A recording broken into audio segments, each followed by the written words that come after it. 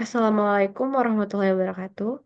Perkenalkan, saya Mutia Ananita, dan di video kali ini saya akan mempresentasikan bab 1 dari Pendidikan Pancasila. Yang pertama, ada pengertian mata kuliah Pendidikan Pancasila dan revitalisasinya. Jadi, apa itu Pendidikan Pancasila? Pendidikan Pancasila adalah mata kuliah yang bertujuan untuk menanamkan nilai-nilai Pancasila sebagai dasar negara. Artinya, melalui mata kuliah ini kita diajarkan untuk memahami dan mengaplikasikan nilai-nilai Pancasila dalam kehidupan sehari-hari yang sebagai warga negara yang baik. Dan kita tahu bahwa zaman terus berkembang dan tantangan zaman modern seperti globalisasi, kemajuan teknologi, dan perubahan sosial dapat membuat nilai-nilai Pancasila semakin terpinggirkan. Oleh karena itu, perlu revitalisasi atau pembaruan dalam pendidikan Pancasila agar nilai-nilainya tetap relevan dan bisa diterapkan di era sekarang, khususnya oleh generasi muda. Baik, kita lanjut. Yang kedua ada dinamika dan tantangan pendidikan Pancasila. Jadi di sini pendidikan Pancasila tidak statis. Seiring dengan perkembangan zaman terjadi banyak dinamika dan tantangan yang dihadapi seperti globalisasi, pergeseran nilai, dan pengaruh teknologi. Di globalisasi itu ada masuknya budaya asing yang bisa mempengaruhi cara berpikir masyarakat.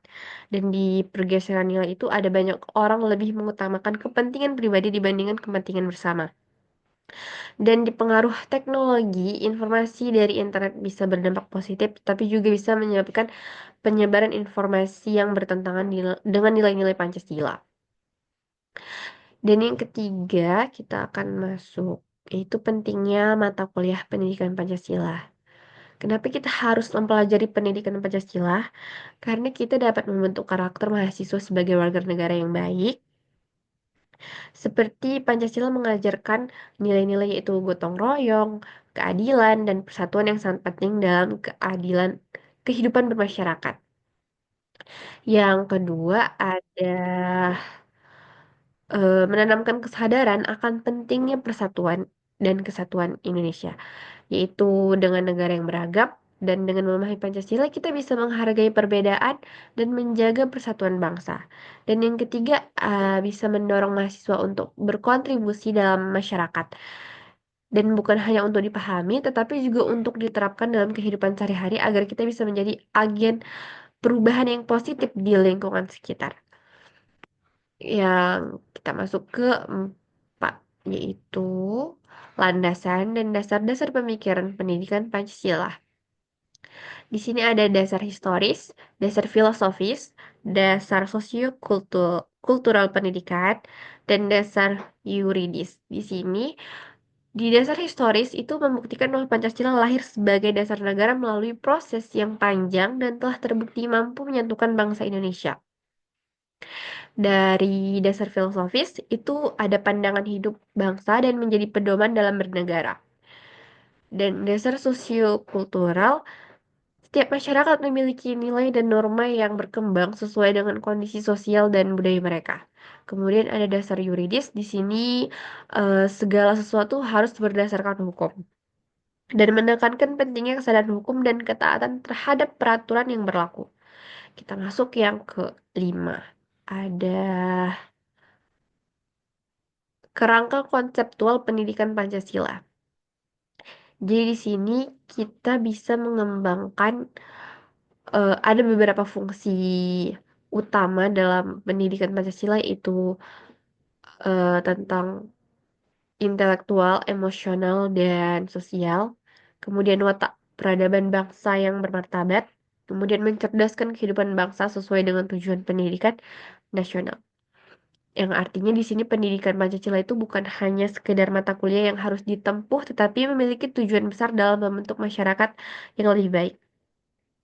Kemudian kita masuk yang keenam, ada visi dan misi pendidikan Pancasila.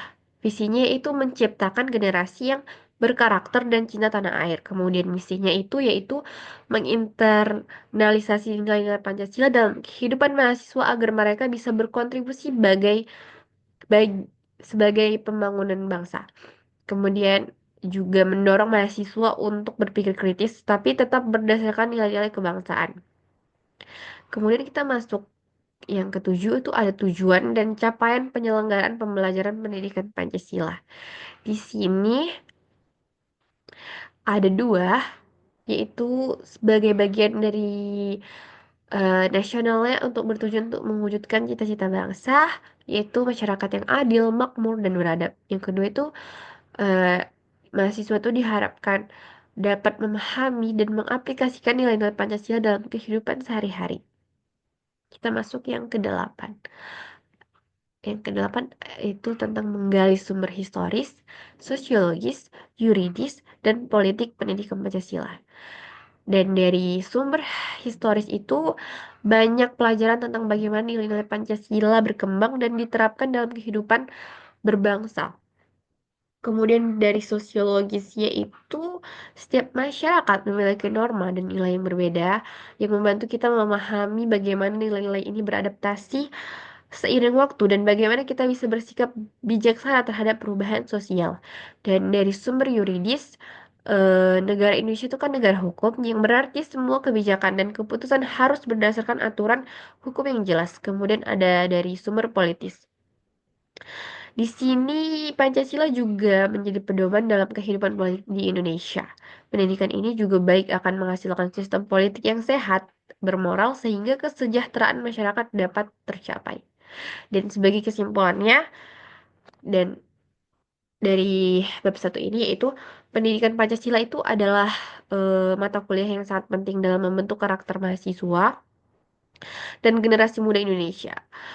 Dengan memahami dan menerapkan nilai-nilai Pancasila, kita dapat menjadi individu yang tidak hanya cerdas secara akademik, tetapi juga memiliki kesadaran sosial, cinta tanah air, dan kontribusi nyata bagi masyarakat.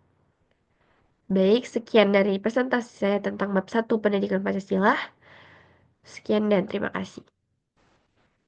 Assalamualaikum warahmatullahi wabarakatuh.